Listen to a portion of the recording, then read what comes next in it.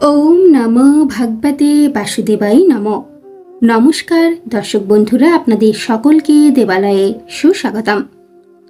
বন্ধুরা, আমাদের সনাতন ধর্মে প্রতিটি মাস, তারিখ এবং উৎসবের নিজস্ব বিশেষ আধ্যাত্মিক তাৎপর্য রয়েছে।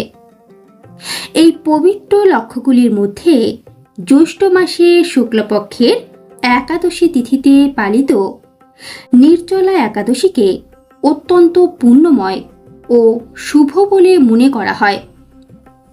এই ব্রতটি ভগবান বিষ্ণুর উদ্দেশ্যে নিবেদিত এবং শাস্ত্রে এর তাৎপর্য বিশেষভাবে বর্ণনা করা হয়েছে। বিশ্বাস করা হয় যে সকল ভক্ত ভক্তি ও নিয়মতার সাথে এই নির্জলা একাদশীর ব্রত পালন করেন, তারা সারা বছরের অন্যান্য একাদশীর ব্রতের মতোই ফল লাভ করেন। নির্জলা একাদশী আত্মা শুদ্ধি, সংযম, ভক্তি ও দানের এক দিব্য উৎসব। এই দিনটি ভক্তকে ভগবান বিষ্ণুর বিশেষ আশীর্বাদ, পাপ মুক্তি এবং মোক্ষ লাভের পথ প্রদান করে থাকেন। এবং আজ আমরা এই ভিডিওর মাধ্যমে জেনে নেব যে এবছর অর্থাৎ বর্ষ 2026-এর এই নির্জলা একাদশী তিথি কবে পড়ছে, এই একাদশীর পালন ও পারণ কোন সময়ে করতে হবে, এই নির্জলা একাদশীর মাহাত্ম্য বা তাৎপর্য কী, এবং এই নির্জলা একাদশীর পূজা পদ্ধতি, দানের গুরুত্ব এবং কোন জিনিস দান করার মাধ্যমে একাদশীর পূর্ণ ফল প্রাপ্ত করতে পারবেন, তার সমস্ত খুঁটিনাটি তথ্য আজ আমরা এই ভিডিওর মাধ্যমে জানব। আশা করছি আজকের এই তথ্য আপনাদেরকে সমৃদ্ধ করবে। চলুন ভিডিওর বিস্তারে প্রবেশ করা যাক। বন্ধুরা, নির্জলা একাদশী ভীমসেনী একাদশী নামেও পরিচিত। পৌরাণিক কাহিনী অনুসারে পরাক্রমশালী ভীমসেন খাদ্য ছাড়া বাঁচতে পারতেন না।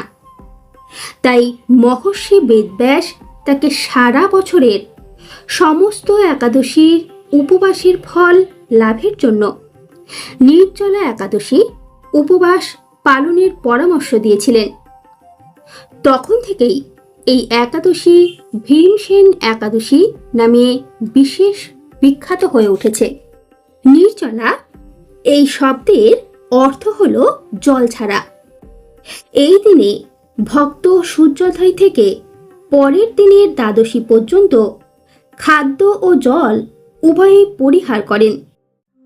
এই উপবাসটি অত্যন্ত কঠিন বলে মনে করা হয়, কিন্তু এর তাৎপর্য সমানভাবেই মহান। ধর্মগ্রন্থে বলা হয়েছে যে এই উপবাস পালন করলে ব্যক্তির সঞ্চিত পাপ বিনষ্ট হয় এবং ভগবান বিষ্ণুর দিব্য আশীর্বাদ লাভ হয়। জ্যৈষ্ঠ মাসের শুক্লপক্ষের এই একাদশী তিথিতে নির্জলা একাদশী পালিত হয়।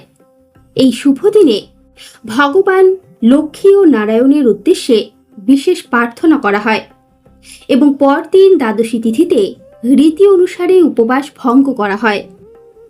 এবং এবছরের নির্জলা একাদশী অত্যন্তই মহত্বপূর্ণ হতে চলেছে। এই একাদশী আগামী 25শে জুন 2026 বৃহস্পতিবার পালিত হবে। কিন্তু এই বিশেষ একাদশীকে আরও গুরুত্বপূর্ণ করে তুলেছে কারণ এই একই দিনে 4টি শুভ যোগের বিরল মিলন ঘটছে, যা জপ, তপ, ধ্যান, পূজা, দান এবং ধর্মীয় আচার অনুষ্ঠানের জন্য অত্যন্তই শুভ বলে বিবেচিত। এবং এবছরের এই নির্জলা একাদশী তিথি শুরু হচ্ছে হিন্দু পঞ্জিকা অনুসারে আগামী 24শে জুন 2026 রাত 8:09 এবং শেষ হবে 25শে জুন 2026 রাত 9:14। যেহেতু 25শে জুন সূর্যোদয়ের সময় একাদশী তিথি বিদ্যমান থাকবে, তাই 25শে জুন দিনটিকেই নির্জলা একাদশী পালন করতে হবে। অর্থাৎ বৃহস্পতিবার 25শে জুন পড়ছে এবছরের নির্জলা একাদশী এবং এই দিন সূর্যোদয় ঘটবে 25শে জুন বৃহস্পতিবার সকাল 5:47 এবং সূর্যাস্ত হবে সন্ধ্যা 6:11 এবং এই একাদশীর পালনা করতে হবে পরের দিন অর্থাৎ শুক্রবার 26শে জুন সকাল 5:47 থেকে সকাল 8:28 পর্যন্ত থাকবে পালনার সময় এবং এই দ্বাদশী তিথি শেষ হবে 26শে জুন রাত 10:22। বন্ধুরা, এই নির্জলা একাদশী সকল পাপ বিনাশকারী দিন বলা হয়। বিশ্বাস করা হয় এই দিনে উপবাস, পূজা ও দান করলে শাশ্বত পুণ্য লাভ হয়। ভগবান বিষ্ণুর কৃপায় ভক্তের জীবন সুখ, শান্তি, সমৃদ্ধি এবং আধ্যাত্মিক উন্নতিতে পূর্ণ হয়। যারা সারা বছর ধরে সমস্ত একাদশীর ব্রত পালন করতে পারেন না, তাদের জন্য কিন্তু এই ব্রতটি বিশেষভাবে গুরুত্বপূর্ণ, বিশেষ করে এ বছরের এই একাদশী তিথি। কেননা 4টি বিশেষ শুভযোগে এবছরের নির্জলা একাদশী কিন্তু সংগঠিত হচ্ছে। তাই 24টি একাদশীর উপবাসের ফল পেতে এই নির্জলা একাদশীর উপবাস কিন্তু হাতছাড়া হতে দেবেন না। চলুন এবার দেখে নেওয়া যাক যে এই নির্জলা একাদশীর পূজা পদ্ধতি কি রয়েছে। প্রথমেই আপনারা ব্রহ্মা মুহূর্তে ঘুম থেকে উঠে গঙ্গার জল মিশ্রিত জলে স্নান করুন অথবা গঙ্গার জলে স্নান করুন। তারপর পরিষ্কার হলুদ বা সাদা পোশাক পরিধান করুন। সূর্য দেবতার উদ্দেশ্যে প্রার্থনা করুন এবং ভগবান বিষ্ণুর সামনে জলহীন উপবাস পালনের ব্রত গ্রহণ করুন বা সংকল্প করুন। পূজা স্থানটি গঙ্গা জল ছিটিয়ে শুদ্ধ করে নিন এবং একটি বেদি তৈরি করুন। তার উপর একটি হলুদ কাপড় বিছিয়ে ভগবান বিষ্ণু ও দেবী লক্ষ্মীর মূর্তি বা ছবি স্থাপন করুন। ভগবান হরির আরাধনার জন্য ভগবান বিষ্ণুকে এদিন চন্দন লেপন, আস্ত চালের দানা, হলুদ ফুল, হলুদ ফল, হলুদ মিষ্টি, ধূপকাঠি এবং বিশেষ করে তুলসী পাতা অর্পণ করুন। সাথে পঞ্চামৃত দ্বারা অভিষেক অত্যন্তই শুভ বলে মনে করা হয় এবং সারাদিন ভক্তি সহকারে এই মন্ত্রের জপ করুন। ওম নমো ভগবতে বাসুদেবায় নমঃ এই মন্ত্র জপ করতে থাকুন। এই দিন বিষ্ণু সহস্র নাম ও ভগবদ্গীতা পাঠ করা অত্যন্ত পুণ্যময় বলে মনে করা হয়। এরপর ভগবানকে জাফরান বা কেশর মেশানো ক্ষীর, ফল বা মিষ্টি নিবেদন করুন এবং আরতি করুন। এবং অবশ্যই এই নির্জলা একাদশীতে আপনার সামর্থ্য অনুযায়ী দান করতে কিন্তু ভুলবেন না। সনাতন ধর্মে দানকে অত্যন্ত শ্রেষ্ঠ পুণ্য কর্ম হিসেবে গণ্য করা হয়। বিশেষ করে নির্জলা একাদশীতে প্রদত্ত দান বহুবিধ পুণ্য ফল প্রদান করে। ধর্মগ্রন্থেও দানের কিন্তু বিশেষ উল্লেখ রয়েছে। দান আমাদের স্বর্গ ও সুখের দিকে নিয়ে যায় এবং ব্যক্তিকে ইহকাল ও পরকালে উপাসনার যোগ্য করে তোলে।